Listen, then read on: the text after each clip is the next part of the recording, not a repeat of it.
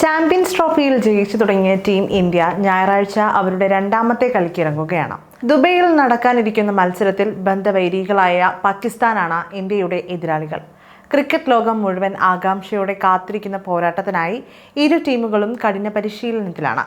ഇപ്പോഴിതാ പാകിസ്ഥാനെതിരായ മത്സരത്തിൽ ഇന്ത്യ അവരുടെ പ്ലേയിങ് 11-ൽ കൊണ്ടുവരാൻ സാധ്യതയുള്ള ഒരു മാറ്റത്തെക്കുറിച്ച് ചൂണ്ടിക്കാട്ടിയിരിക്കുകയാണ് ഇതിഹാസ താരം സുനിൽ ഗവാസ്കർ. പാകിസ്ഥാനെതിരെ ഒരു അധിക സ്പിന്നറെ ഇന്ത്യ കളിപ്പിച്ചേക്കുമെന്നും ആദ്യ കളിയിൽ പുറത്തിരുന്ന വരുൺ ചക്രവർത്തിക്ക് പ്ലേയിങ് 11-ലേക്ക് വിളി വന്നേക്കുമെന്നുമാണ് സുനിൽ ഗവാസ്കർ പറയുന്നത്.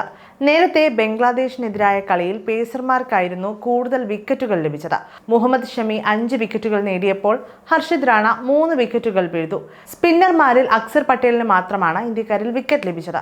എന്നാൽ ആദ്യ കളിയിൽ പേസർമാർക്കാണ് കൂടുതൽ വിക്കറ്റുകൾ കിട്ടിയതെങ്കിലും സ്പിന്നർമാരാണ് മത്സരം നിയന്ത്രിച്ച് നിർത്തിയതെന്നാണ് സുനിൽ ഗവാസ്കറിന്റെ പക്ഷം.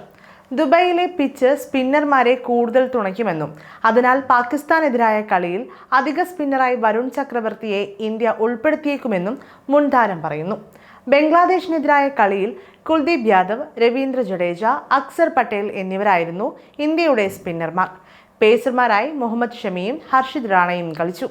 സുനിൽ ഗവാസ്കർ ചൂണ്ടിക്കാട്ടുന്നത് പോലെ വരുൺ ചക്രവർത്തിയെ അധിക സ്പിന്നറായി കളിപ്പിച്ചാൽ പേസ് നിരയിൽ നിന്ന് ഒരാളെ പുറത്തിരുത്താൻ ടീം ഇന്ത്യ നിർബന്ധിതരാകും. അങ്ങനെയെങ്കിൽ ഹർഷിദ് റാണയാകും പുറത്തിരിക്കുക. ചാമ്പ്യൻസ് ട്രോഫിക്കുള്ള ഇന്ത്യൻ ടീമിലേക്ക് തീർത്തും അപ്രതീക്ഷിതമായി വിളി വന്ന താരമാണ് വരുൺ ചക്രവർത്തി. മിസ്റ്ററി സ്പിന്നറായ താരത്തെ പ്രിലിമിനറി സ്ക്വാഡിൽ ഉണ്ടായിരുന്ന യശസ്വി ജയ്സ്വാളിന് പകരക്കാരനായാണ് ഇന്ത്യ ടീമിൽ ഉൾപ്പെടുത്തിയത്. സമീപകാലത്ത് T20-യിൽ ഇന്ത്യക്കായി ഉജ്ജ്വല റെക്കോർഡുള്ള വരുൺ ഇംഗ്ലണ്ടിന് എതിരെ നാട്ടിൽ നടന്ന പരമ്പരയിൽ കളിച്ചുകൊണ്ടായിരുന്നു ഏകദിന ക്രിക്കറ്റിൽ അരങ്ങേറിയത്. അതേസമയം കിടിലൻ പ്രവചനം നടത്തി മുൻ ഇന്ത്യൻ താരം യുവരാജ് സിംഗും ഇപ്പോൾ രംഗത്തെത്തിയിരിക്കുകയാണ്. പാകിസ്ഥാനെതിരായ കളിയിൽ ഇന്ത്യൻ നായകൻ രോഹിത് ശർമ്മ 60 പന്തിൽ സെഞ്ചുറി നേടുമെന്നാണ് യുവിയുടെ പ്രവചനം.